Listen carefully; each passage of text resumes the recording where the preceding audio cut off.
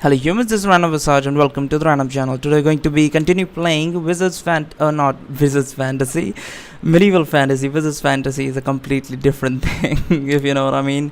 We are playing Medieval Fantasy Rogue's Choice Chapter 2. We finished Chapter 1 last time. And now we are going to continue on with First Night. Sounds pretty fucking hard, but I'm pretty damn sure it's talking about the fact that we're going into the sewers. That's the first night, but we have to pay our debt first. Debt, is that how you should put this? I mean, it would be a debt considering we owe them something, but you know, can't say too much. Anyway, chapter 2, First Night. By Sam Landstorm. Man, the names are fucking good, and the name is pretty good. That sounds like a fantasy name in itself, but you know. You stand in a dimly lit back room of the Puppet Master's shop, surrounded by wooden puppets in various stages of production. You can keep two, says the halfling, sliding two gold coins back across the work table. Else sleeping in the gutter, get ye a shabby stab in that long neck o' yours. Then it sounds like Neko ears. Then no earning no more. That's right. If I'm dead, I can no longer earn coin for your masters, you say, pocketing the coin quickly before she changes her mind. You look into her one good eye, but the payment is made, you say. You will vouch for that? She pulls out a small square of parchment from patched up overalls, throws it at you. You pick it up from the table. Mountain troll puppet paid in full. You read out loud. Is this some sort of receipt? She nods. Next moon, ask for a purple carrion crawl? What the fuck is that?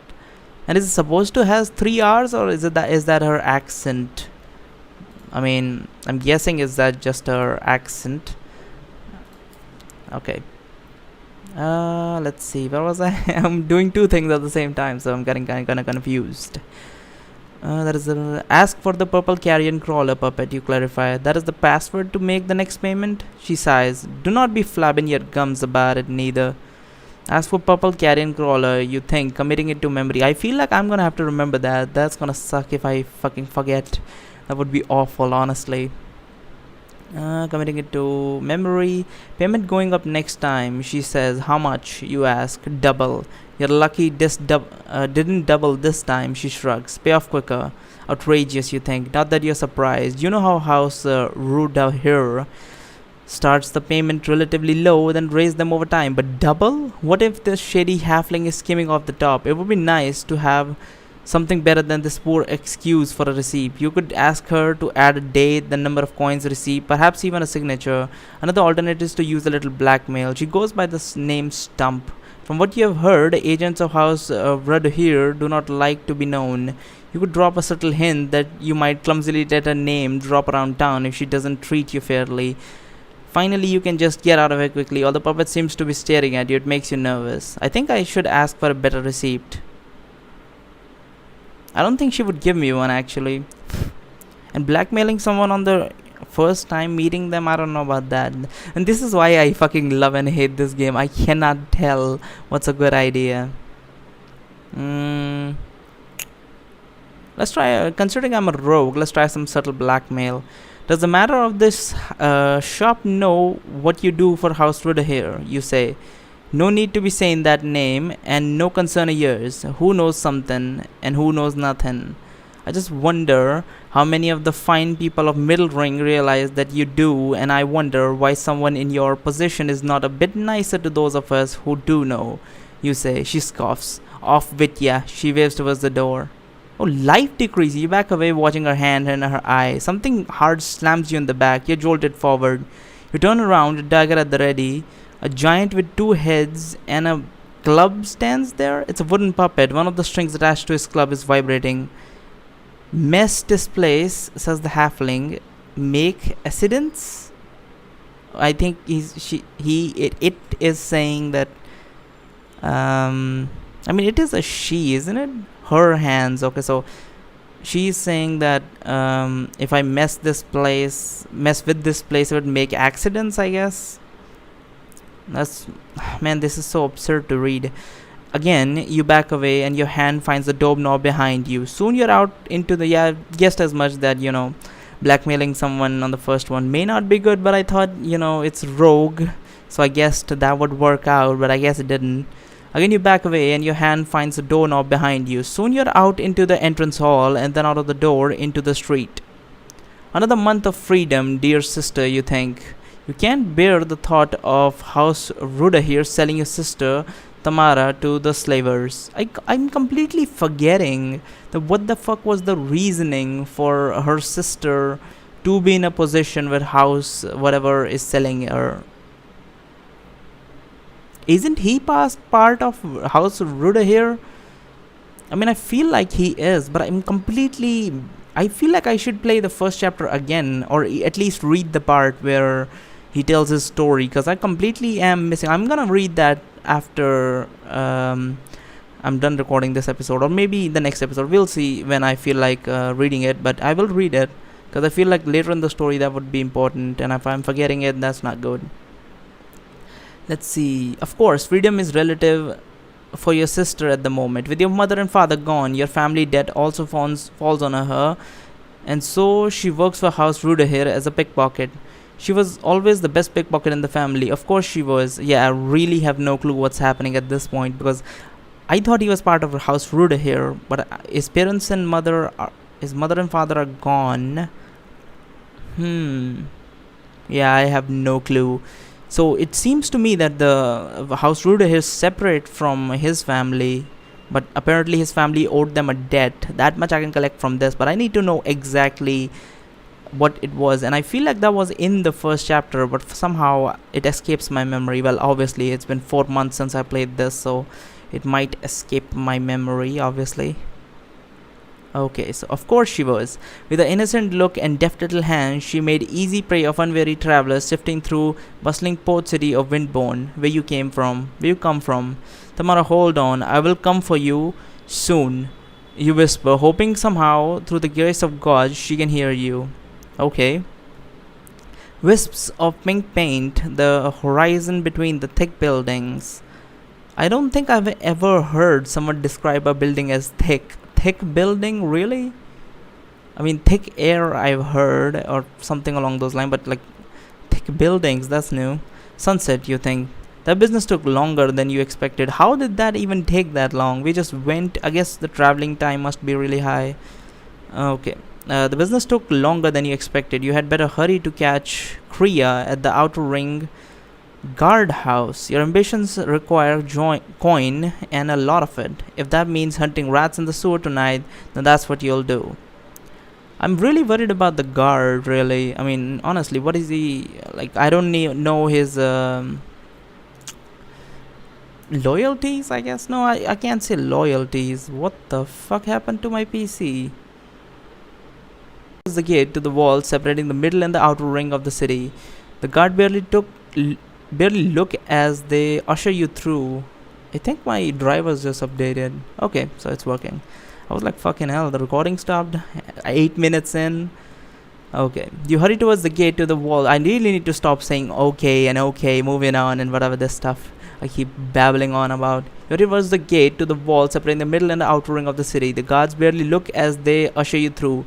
This is no surprise. Going from a higher class district to a lower class one should not be a problem. It's going the other way that requires bribes. Soon you are in the outer ring. You spot an old man hobbling along rapidly. He has a child in one hand and tows along a child with his other. Excuse me, sir, you say, smiling kindly at the old man. Where can I find the guard's keep? He looks up at you, scowls. It is a castle. Novel scrotum? Fucking hell, why are we talking about scrotums now? I do believe there was some like kind of a curse word. He looks up at you and scowls. It is a castle, novel scrotum. How can a grown man not find it? Now get away from me. He raises his cane defensively. Maybe just point me in the direction. My grandson is one of the Main Street boys? He says interrupts Main Street boys, that's good. He says interrupting you. You touch me or my kin and every last one of your family will be fed to the hogs. You put up your hands and palms out. Never mind, sir. You stride down the street. Turn left at the Birtle soap shop, yells the old man. Find yourself a bed. He then adds, damn fool. Old man thought I was trying to trick him, you think. You don't blame him. Muggers and thugs sometimes pose as clueless travelers to get a victim's guard down and feel them out before striking. Okay. The soap maker shop is less than a block away, and there is a crossroads here. There is a crossroads here. Is a crossroads here? Well, it is a crossroads. Okay, okay. Looking to the left in the gathering night, you can barely make out the shadow of what must be the castle tower in the distance. You hope it's the right castle. There are several in the city. Hardly anyone is on the streets now, and those that are, like the old man, appear to be in a hurry. You take the left-hand turn. The street is narrow and barely enough space for a cart. Yet, from what you have seen, Ring City, this is an average-sized road. When you need a build behind protective walls. What? When you need to build behind protective walls, space is at a premium. Yeah, that makes sense, I guess. I mean, in a castle situation where there's a whole defensive wall set up, there's only so much space that you can make stuff in. Usually, as far as I can remember, or what I know of, is that the castles, the way they work, is this. They have a big area which they initially walled off. At the middle would be the nobility, those the top of the line, the top guns, and as the kingdom expands, they put another defensive wall, which is for the fucking main market, and mainly speaking the fucking the rich merchants who are not exactly nobility but rich and contribute to the economy of the system. And the third circle would be for like the trade and guard and like the outer area people to live in, the lowest type of people. But actually kingdoms don't even end there. Sometimes outside of that defensive wall are villages set up at different locations outside the castle, so they pretty much have no protection from the lord they serve. They just pay rent. But if the lord hears that one of the villages is getting attacked, he would come, but they don't have immediate protection. No guards are like stationed out there as far as I know, unless they have outposts or something. Then I don't know about that. You take the left hand turn. Okay, that's already done. You wonder whether they have some sort of one-way rule on road like this for carts, and if so, who enforces it? Just then you can see a pair of shadows emerge from a side alley about 12 meters ahead. They stand shoulder to shoulder, and you can see in an instant that they intend to block your path. Each has an oblong object in one hand and a club of some sort, you suppose. Curses, I must keep my wits here, you think, chastening yourself for allowing your mind to wander. You look back. As you feared, there are now two men behind you, also a dozen meters away. But they're gaining on you. In the sparse light from a street lantern, you see a flash of steel in the hand of one of them. A few meters ahead is a narrow alley. Your first thought is to make a break for it. If you lose them for a second and find an area that widens out a bit, you may be able to hide in the shadows or find a more suitable hiding place. But of course, you don't know what's down there. Another option is to talk to them. Maybe you can convince them you're under the protection of House Rudir. Even if they believed you, would it matter in the outer ring? Maybe you can always just charge at the men in front. You doubt they will expect it, and you know a few moves when it comes to street fighting. Enough perhaps to break through. So let's take these in. I'm gonna run for the alley. That's the one I'm thinking of going for. Because run for the alley would be you take a turn and he's hiding. He's not trying to run away, he's trying to hide, because I'm sure if they are smart enough to set up two-side roadblocks, they got people in that alley too. But still, I do believe it would be preferable to go for the alley, because if my character is trying to hide in the shadows, so if he can break line of sight, he can perhaps hide. Talk your way out of it, that's pointless. Criminals at that level, which they have nothing to lose anyway, so even if you tell them that, what the fuck, even if you tell them that I'm sorry, I'm having a fucking illusion or something. My screen is like really portraying these lined patterns, and when I look off the screen I can still see them. That's really weird. That threw me off. Anyway, so you can talk out of them, because I highly doubt they would care who we serve or what lord we are under, because criminals at that level, they don't really care. Criminals who are like organization probably would care, because that's risky for their organization, but random thugs, I don't think so. charge would be pointless because we may surprise them in the front, but the other ones will be coming, and we don't know if they have even more reinforcements. So I'm gonna go for a run for the alley. My life decrease and my gold decrease. Great. You run into the alley. Did I even have gold? I had 2 gold. Okay. You run into the alley. There's a fast moving shadow from the side. Then something slams against the side of your head. You awaken with a groan. You're lying in the alley. Putting a hand on your head, you feel wetness, blood. Navel stung. It was a trap. Yeah, I was thinking so. I did say there could be another people in there, but I just thought we could hide before it. You think. Now that you think about it, you realize that you have seen that sort of trick before. A gang boxes you in and then lets you think you have a route to escape, only to discover the real ambush. Your coins are gone. The receipt from the puppet shop is on the ground nearby. You pick it up, stuff it in your pocket. Maybe that's why they didn't slit my throat. They know about the connection with House Ruder. They really care about House Ruder here, really. God damn it! I guess we'll get it back when we do the perfect playthrough with the fucking, what is it called, walkthrough. They didn't find your hidden dagger, at least. It was that hidden they couldn't find it. Staggering to your feet, you wipe your head. There's a throbbing ache in your chest. Must have beat me while unconscious, you think. Why would they beat you while you're unconscious? What's the point? You hurry out of the alley, hoping you don't run afoul of any more thugs on your way to the castle. Star booster available. You can spend luck points to improve your stat points, probably get through tough parts. Well, I already know about that. That's some basic stuff, but okay. Let's see. Unlike most of the outer things, the entire street in front of this castle is well lit. With hanging street lamps, a pair of Duke's guards in chainmail armor stand near the lowered drawbridge. You're talking to a small cloaked figure who you soon recognize as Kriya. You consider for a moment whether you should approach. You're a deserter, but for Lord Wellington's army, not for the Duke's.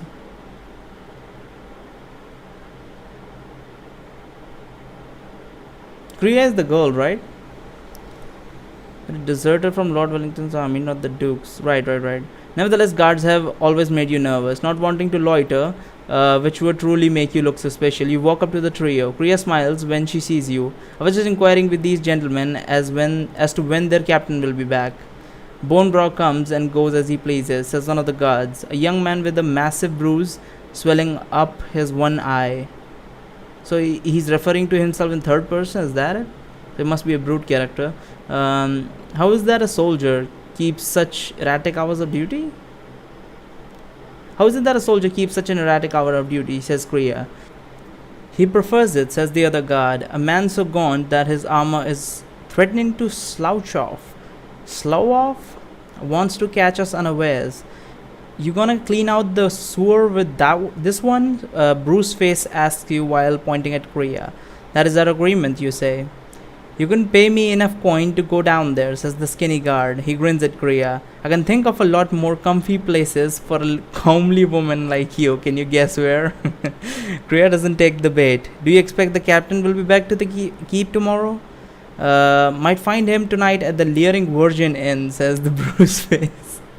He probably went out for a night ride, says the skinny guard. He turns and spits into the moat. Payday was this morning.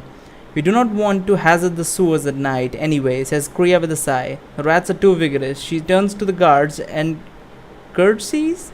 Thank you for your time, gentlemen. The pleasure is ours, the skinny one says, tipping his helm. Really? He's tipping his fedora now. You and Kriya walk away, and if the lady ever wants an easier and more pleasant way of making some coin, continues the skinny one, come back and ask for the ox. Hilarious. Not your name, laughs the other soldier. Tell them the name you earned. Oh. I'm guessing that has some part in story later. I'm not too sure, but that could be it.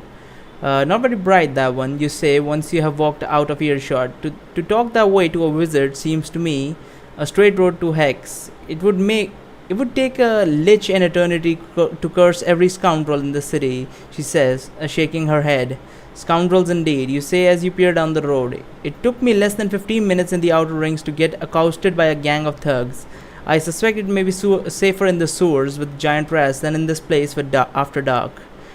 Tonight, this particular road is safe, says Kriya. It is payday, and this road is fastest route between castle and the tavern. The Duke's men's favor.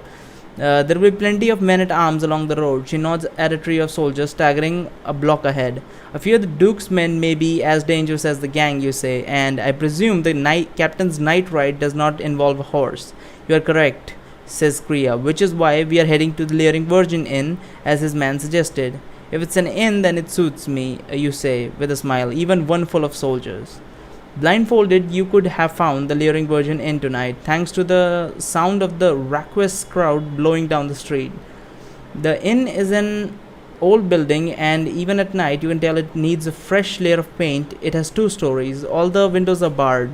This is your kind of place. Now, this is living, you say as you take the lead from Kriya and push through the doors. The inn is well lit, with lanterns burning merrily on every table.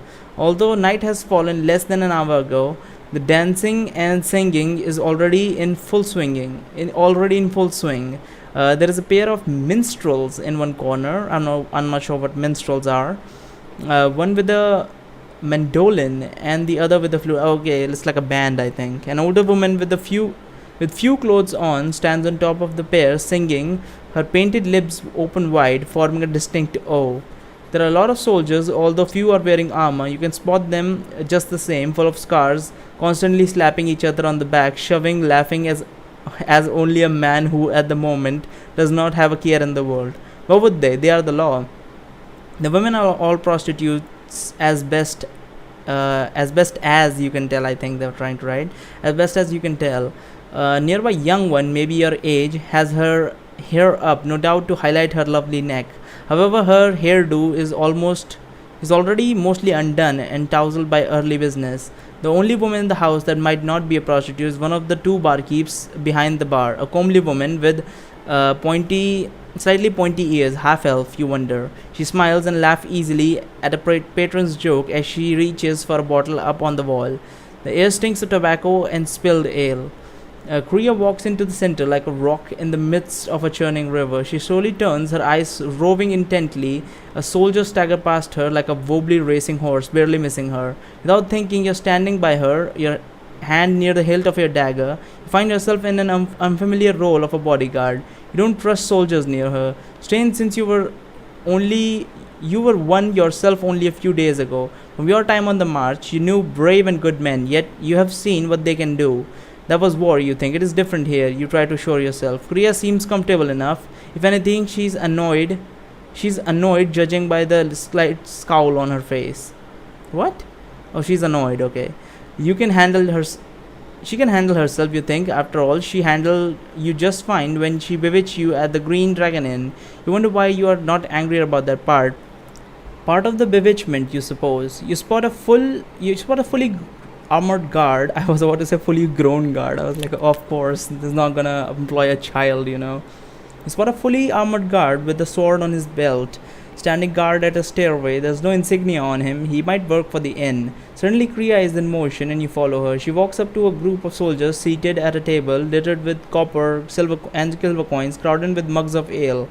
A prostitute sits on the lap of a big soldier, her head tilted, resting on the left side of his head, an arm around his back. She looks bored. There's a brand on the underside of her arm. A few parallel curving lines, like the banks of a river. So she's branded, like she's tattooed or she's like branded, like with hot marking that they put on slaves, I think.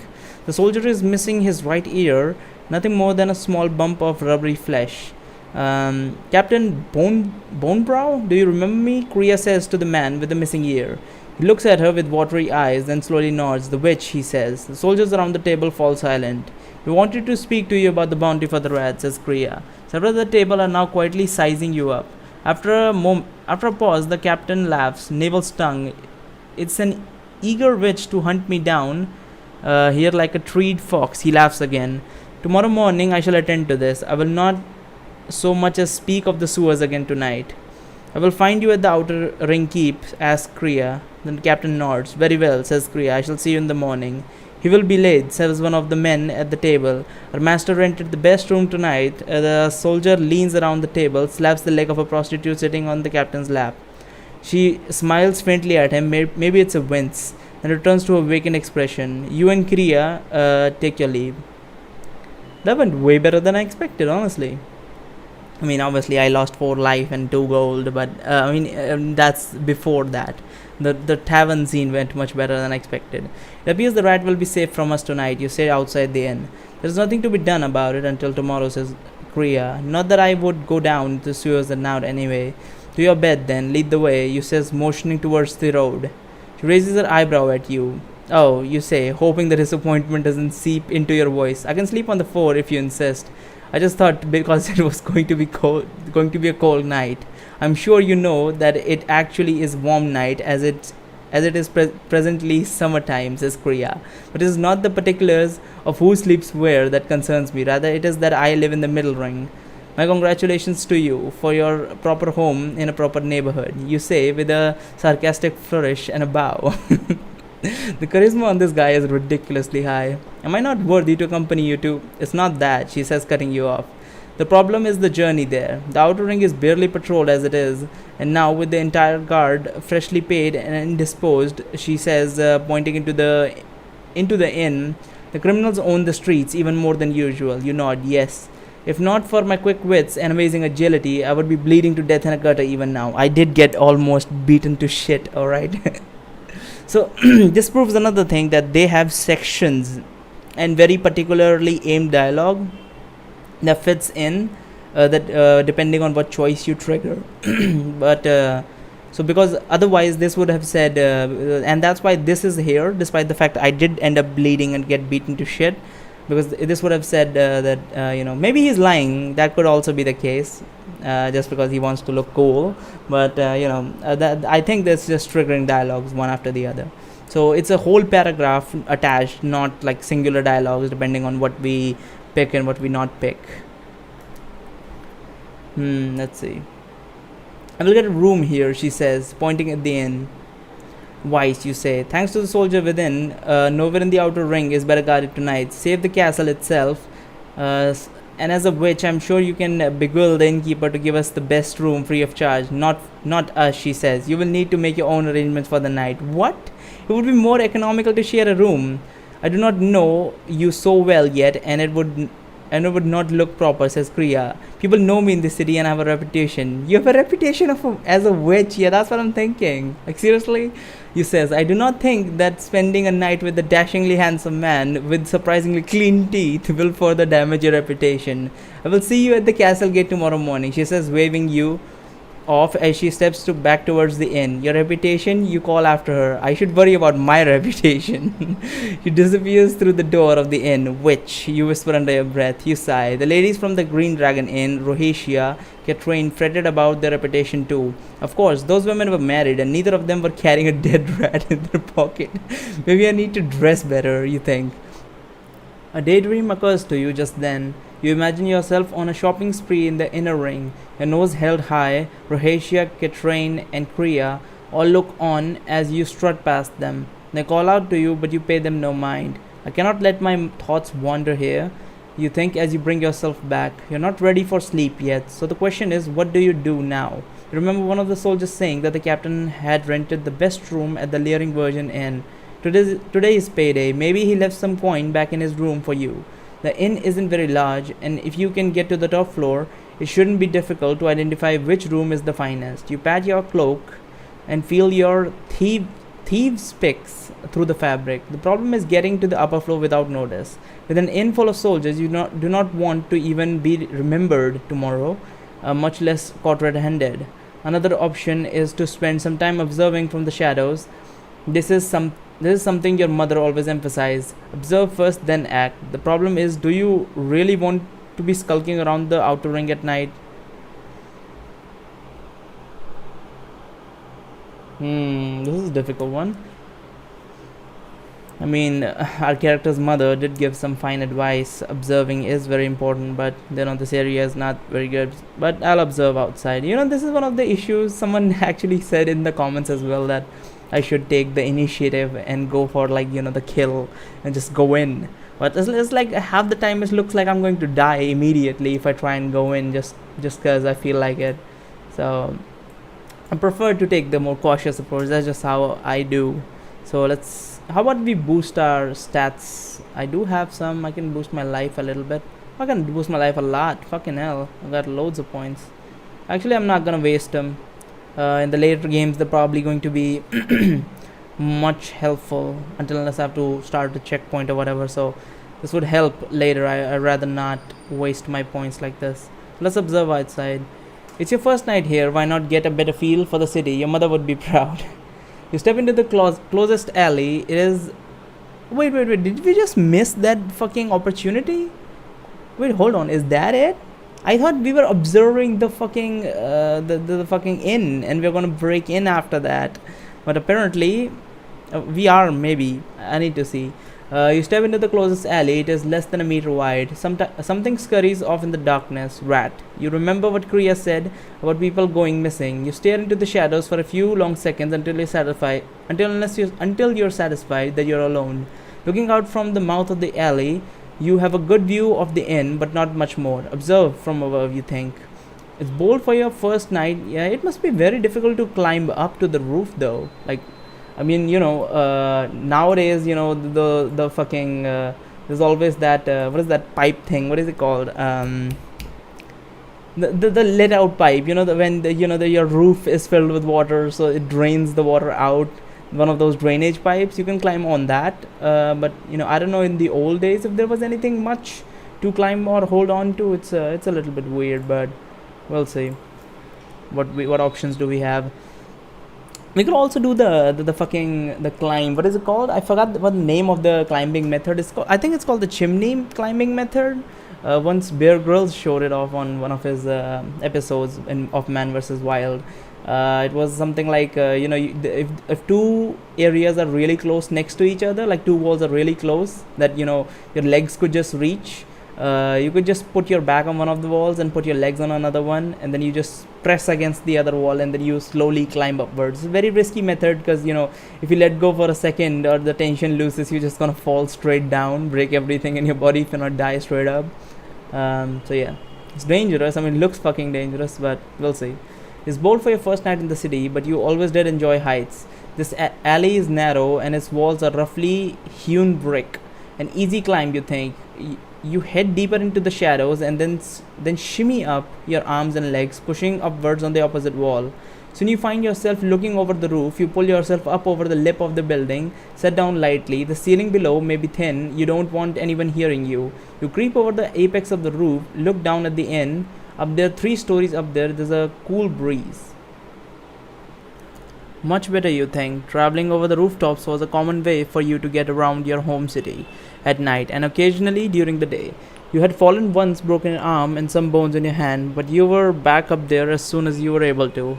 Up here, you can almost pretend to be back home.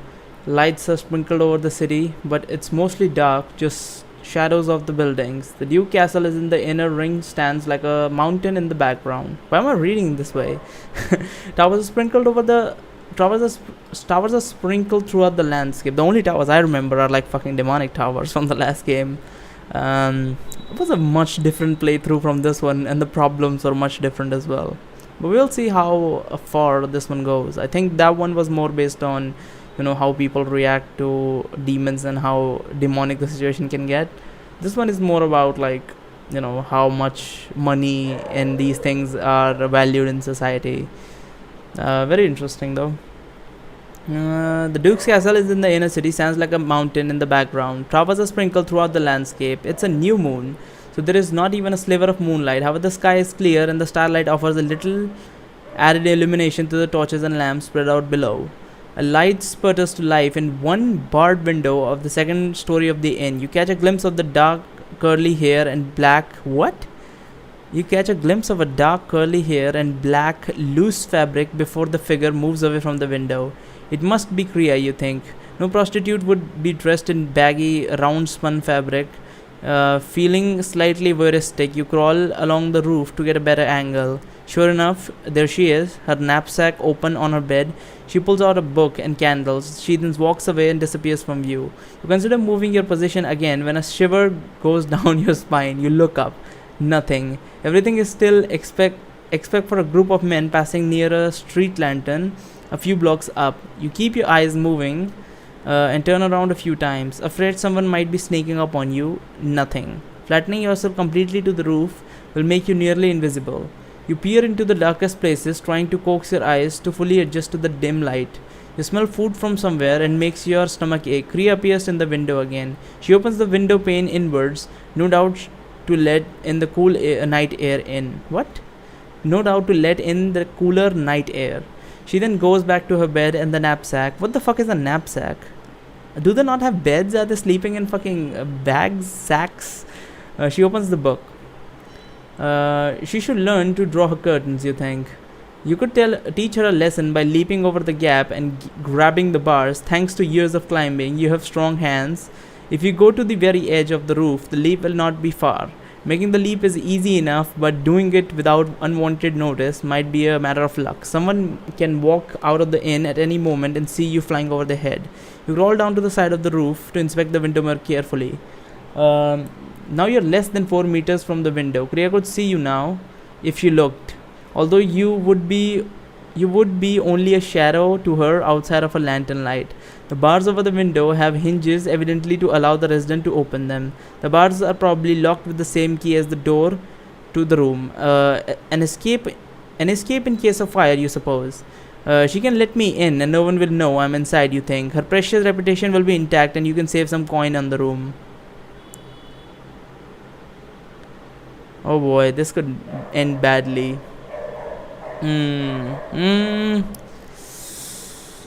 Oh, this is going to kill me. So we're gonna end it here. I'm gonna make the choice next time, though I am not too sure what I'm supposed to do. It feels like if I jump, the bars are going to break, but at the same time it feels like, if I tried and waved at her, she would just close the curtains and I will lose the opportunity to save the coin, quote unquote. But we'll see. I'm not very keen on jumping though, but we'll see. We can be aggressive sometimes, but who knows if that's this time. But thank you so much for watching. There's a link in the description to my Twitter. You can go follow me. There's also a link to my Patreon. You can check out my hentai let's plays there. I'm uploading a little bit slower on the Patreon now because I'm trying to focus on YouTube. Not that I have been uploading on YouTube anyway, but I've been just recording a bunch of stuff, so I will be uploading a lot more frequently. Bye bye.